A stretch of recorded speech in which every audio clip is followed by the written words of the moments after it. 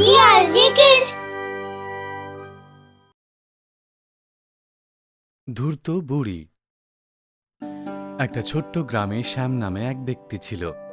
ওর কাছে অল্প একটু জমি ছিল, যেখানে ও চাষবাস করে ওর নিজের পরিবারের লালন পালন করত।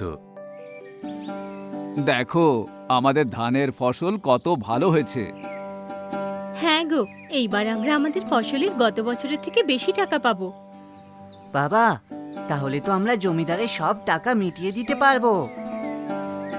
হ্যাঁ, এইবার মনে হয় আমরা আমাদের বাকি টাকা মিটিয়ে সব জমি জমিদারের থেকে ফেরত নিয়ে নিতে পারবো, আবার অনেক ফসল ফলাতে পারবো। এইভাবে বেশ অনেক দিন কেটে গেল, আর ফসল কাটার সময় হয়ে এলো। কিন্তু কি, হঠাৎ খুব বৃষ্টি হতে লাগলো। টানা 4 দিন ধরে অঝরে বৃষ্টি হলো। হে ভগবান, আমাদের সাথে এটা কি হয়ে গেল? আমাদের সব ফসল বৃষ্টিতে নষ্ট হয়ে গেল। এখন আমরা কি করব? আবার আগামী বছরের ফসলের জন্য অপেক্ষা করতে হবে। কিন্তু আগামী বছরের মাঝের সময়ের জন্য টাকাও তো নেই। হ্যাঁ, আমরা তো খুব আশা করে বসেছিলাম এই ফসলের ওপর, কিন্তু এখন ওটাও রইল না। এখন যে কি করব? শোনো, আমার এই মঙ্গলসূত্র বন্ধক দিয়ে টাকা নিয়ে এসো। না, আমি অন্য কোথাও থেকে টাকা জোগাড় করার ব্যবস্থা করছি। কিছুক্ষণ ভাবার পর শ্যাম বলল, তোমার মনে আছে, কয়েক বছর আগে আমি আমার এক বন্ধু কিষানকে কিছু টাকা দিয়েছিলাম? ওর থেকে চেয়ে নিলে হয় না এখন? হ্যাঁ হ্যাঁ, মনে আছে। তুমি তোমার বন্ধুকে টাকা দিয়েছিলে। যখন তোমার বন্ধুর দরকার ছিল তখন তুমি ওনার সাহায্য করেছিলে। এখন আমাদের ওনার সাহায্যের দরকার। ঠিক আছে, আমি কালই শহরের জন্য রওনা দেব, যাতে কাল সন্ধ্যের আগে সেখানে পৌঁছতে পারি। সকাল হতেই শ্যাম শহরে যাবার জন্য বেরিয়ে পড়ে, যেখানে ওর বন্ধু থাকে। হাঁটতে হাঁটতে অনেক রাত হয়ে যায়, কিন্তু শহর এখনো অনেক দূর। ও তখন অন্য একটা গ্রাম অবধি পৌঁছেছিল। শহর তো এখনো অনেক দূরে। এদিকে আমার যে খুব খিদে পেয়েছে, এখানেই কিছু খাবার পেলে ভালো হয়। পাশেই এক বাড়িতে আলো দেখা যাচ্ছিল। ওর মনে হলো ওখান থেকে কিছু খাবার পাওয়া যেতে পারে। এই মনে করে ও ওই বাড়ির দিকে এগিয়ে গেল। ও দরজায় কড়া নেড়ে জিজ্ঞেস করল। ভেতরে কেউ আছেন? ঘরের ভেতর থেকে একজন বয়স্ক মহিলা বেরিয়ে এসে বলল, কে তুমি? এত রাতে এখানে কেন এসেছো? মা, আমি অনেক দূর থেকে আসছি। আমার খুব খিদে পেয়েছে। কিছু খাবার পাওয়া যাবে কি? বাবা, এখন আমার কাছে কিচ্ছু খাবার নেই। মা, আমার খুব খিদে পেয়েছে। আপনার কাছে যা বেঁচে যাওয়া খাবার আছে আমাকে দিন, আমার তাতেই হবে। ঠিক আছে, আমার কাছে 2টো ডিম আছে। খাবে তুমি? হ্যাঁ, তাই দিন। আপনার এই সাহায্য আমি জীবনে কোনো দিন ভুলব না। ওই বুড়িমা ভিতরে গেল আর 2টো ডিম সেদ্ধ করে নিয়ে আসলো। শ্যাম ডিম খেয়ে খুব খুশি হলো। মা, আপনি আমাকে খাবার দিয়েছেন, এর বদলে আমি আপনাকে কি দেব? 2টো ডিমের তুমি আমাকে 5 টাকা দিয়ে দাও। মা, আমার কাছে তো এখন টাকা নেই। আমি একটু কাজে শহরের দিকে যাচ্ছি। কাল শহর থেকে ফেরার সময় আপনাকে টাকা দিয়ে দেব। আপনি আমার উপর ভরসা করুন।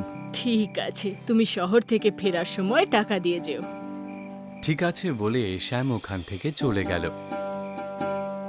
কিছুক্ষণ পর ও শহরে ওর বন্ধুর বাড়ি পৌঁছে গেল। আরে এসো শ্যাম, অনেকদিন পর দেখা হলো তোমার সাথে। সব ঠিক আছে তো? হ্যাঁ, সব ঠিকই আছে। কি হয়েছে শ্যাম? আমার মনে হচ্ছে তুমি আমার কাছে কিছু লুকোচ্ছ। তুমি আমার সাথে খুলে কথা বলতে পারো। আমরা তো ছোটবেলার বন্ধু। কিষান, এবছর বৃষ্টিতে আমার সব ফসল নষ্ট হয়ে গেছে।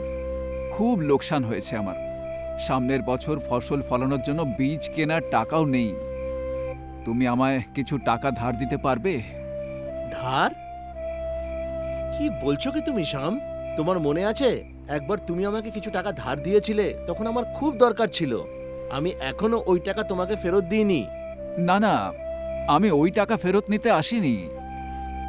আমি তোমাকে সাহায্য করতে পারলে খুব খুশি হব শ্যাম। আজ আমার কাছে যা কিছু আছে সব তোমার জন্য। তোমার দেওয়া টাকা দিয়ে আমি শহরে কাজ শুরু করতে পেরেছি।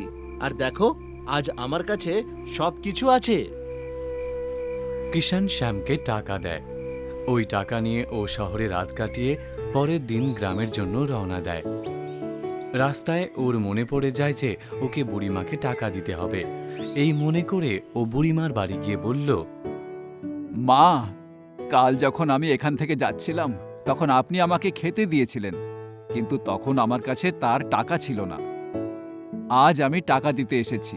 আরে, একদিনে তোমার কাছে টাকা কোথা থেকে আসলো? আমি শহরে গেছিলাম এক বন্ধুর থেকে টাকা নিতে। এই বলে ও বুড়িমাকে সব কথা বলে দিল। সেই শুনে বুড়িমা বুঝতে পারল যে এর কাছে অনেক টাকা আছে। বুড়িমার লোভ হলো আর সে বলল, বাবা, তুমি আমাকে খুব কম টাকা দিচ্ছ। আমি যখন তোমাকে বলেছিলাম তখন এর মূল্য 5 টাকা ছিল, এখন এর মূল্য 500 টাকা। মা, 500 টাকা কি করে হলো? বাবা, তুমি যে ডিম খেয়েছো সেটা কোনো সাধারণ ডিম ছিল না, সোনার ডিম ছিল। আমি যদি ডিমগুলো সেদ্ধ না করতাম তাহলে আজ সেখান থেকে মুরগি হতো, আর কাল ওখান থেকে সোনার ডিম, যা বিক্রি করে আমি 1000 টাকা পেতাম, বুঝেছো? এটা আপনি কি বলছেন মা? আপনাকে দেওয়ার মতো অত টাকা নেই আমার কাছে। আমি ফসলের বীজ কিনবো বলে বন্ধুর থেকে টাকা ধার নিয়েছি। বুড়িমা শ্যামের একটা কথাও বিশ্বাস করল না। ওর বিচার করার জন্য গ্রামের প্রধানের কাছে নিয়ে গেল আর সব কথা খুলে বলল। এর বিচার কাল করব। আজ ওকে এই গাছের সাথে বেঁধে রাখা হবে, কাল এর ফয়সালা হবে। শ্যামকে চপালের একটা গাছের সাথে বেঁধে রাখা হলো। পরের দিন পুরো গ্রাম চপালের সামনে এসে হাজির হলো। শ্যামকেও ওখানে নিয়ে আসা হলো। আমাকে সব কিছু বলো, কি হয়েছে? শ্যামের সব কথা গ্রামের প্রধান শুনে বললেন, আমার আরো কয়েকটা দিন চাই এর বিচার করার জন্যে। তাও কতদিন লাগবে প্রধান মশাই? মাত্র 2-1 দিন, কারণ গতকাল আমি চিনেবাদাম বপন করেছি। আগামীকাল ফসল তৈরি হয়ে গেলে ওটা কাটার কাজ শুরু হবে। পরশু বাজারে বেচতে হবে। প্রধান মশাই, এটা কি করে সম্ভব যে 2 দিনে চীনাবাদাম তৈরি হয়ে যাবে? একদিনে যদি ডিম থেকে মুরগি আর মুরগি থেকে ডিম হতে পারে, তাহলে চিনেবাদাম কেন হবে না? এই কথা শুনে পুরো গ্রাম বুঝতে পারল যে বুড়িমা শ্যামকে ঠকানোর জন্য এমন কাজ করেছে। বুড়িমা নিজের ভুল বুঝতে পারে আর শ্যামের থেকে ক্ষমা চেয়ে বলে, বাবা, আমাকে ক্ষমা করে দিও, আমি লোভে অন্ধ হয়ে গেছিলাম। কোনো ব্যাপার নয় মা, আমি আপনাকে 5 টাকার বদলে 10 টাকা দিচ্ছি, কারণ আপনি আমাকে তখন খাবার খাইয়েছেন যখন আমার দরকার ছিল। এরপর শ্যাম গ্রামে ফিরে এলো এবং নিজের বউ আর ছেলেকে সব কথা খুলে বলল। কোনো ব্যাপার না, যার শেষ ভালো তার সব ভালো। অবশেষে প্রধান মশাই ন্যায় তো করলেন। হ্যাঁ, চলো আমরা এখন আমাদের দ্বিতীয় ফসল বপন করার কাজে লেগে যাই। দ্বিতীয় দিন শ্যাম বাজার থেকে নতুন বীজ আনতে যায়। তারপর কিছুদিনের মধ্যে স্বামী স্ত্রী মিলে বীজ বপন করার কাজ শুরু করে দেয়। কয়েক মাসের মধ্যে খুব সুন্দর ফসল তৈরি হয়ে যায়। পুরো গ্রামের মধ্যে সব থেকে ভালো ফসল। শ্যাম আর সুনিতা দুজন মিলে ফসলের কাটাই করে এবং বাজারে গিয়ে বেচে। এইবার খুব ভালো টাকা পায় ফসলের। দেখো কত বেশি টাকা পেয়েছি। এইবার আমরা আমাদের সব জমি ছাড়িয়ে নিতে পারবো। হ্যাঁ, আমাদের দুঃখের দিন শেষ হয়েছে এতদিনে। চলো, আমি তাহলে জমিদারের এই টাকা দিয়ে বাকি জমি ছাড়িয়ে নিয়ে আসি। হ্যাঁ হ্যাঁ, যাও। এই বলে শ্যাম জমিদারের কাছে গেল। এই যে শ্যাম, শুনলাম তোমার এইবারের ফসল খুব ভালো হয়েছে। হ্যাঁ হুজুর। তাহলে তো তুমি এবার সব ধার মিটিয়েই দেবে মনে হয়। কি ঠিক বলছি তো? হ্যাঁ হুজুর, আমি টাকা সঙ্গে এনেছি। এটা বলে টাকা দেয়।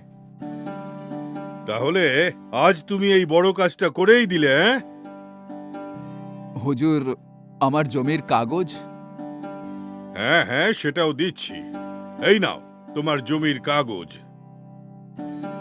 ধন্যবাদ হুজুর। শ্যাম জমির কাগজ নিয়ে বাড়ি ফিরে এসে বলল, সুনিতা, রাজু, এই দেখো আমাদের জমির কাগজ আমরা পেয়ে গেছি। তার মানে আমাদের কাছে সব জমি চলে এসেছে? হ্যাঁ হ্যাঁ, আজ থেকে আমরা অনেক জমির মালিক। তাহলে বাবা তুমি আবার ট্রাক্টর কিনবে তাই না?